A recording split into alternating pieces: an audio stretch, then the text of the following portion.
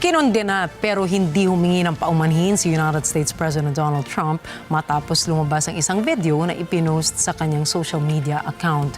Laman ng nasabing video sina dating US President Barack Obama at First Lady Michelle Obama bilang mga unggoy. Tinuligsa si Trump dahil sa umano'y panghihiya sa mga tao na may African descent. Si Rosel Feria nagbabalik para sa report.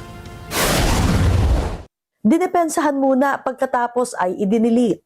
Yan ang mga aksyon ng White House ukol sa isang racist post noong Biyernes na nawala 12 oras matapos itong lumitaw.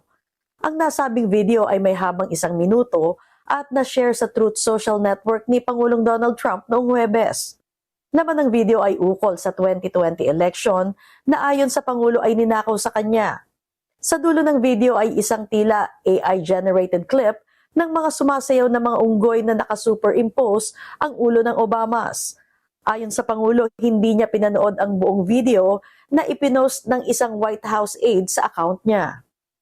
And I didn't see the whole thing. I guess during the end of it, there was some kind of a picture that people don't like. I wouldn't like it either, but I didn't see it. I looked at the first part, and it was really about voter fraud and the machines, how crooked it is, how disgusting it is.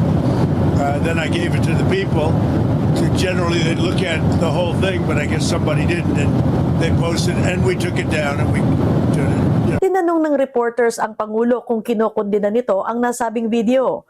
Umuo siya pero tumangging humingi ng paumanhin. No, I didn't make a mistake. I mean, I look at a lot of thousands of things, and I looked at the beginning of it. It was fine.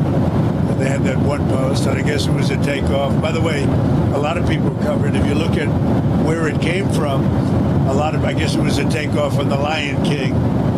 And certainly it was a very strong post in terms of voter fraud. Nobody knew that was at the end. If they would have looked, they would have seen it.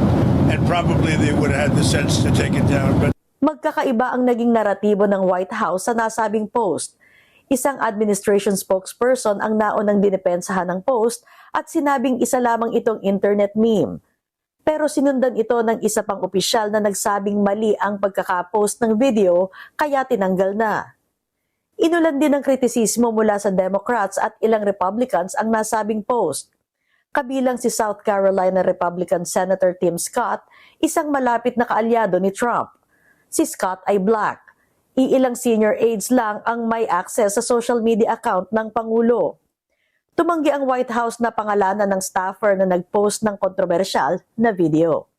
Rosel Feria para sa Mata ng Agila International, trusted, connected, on point.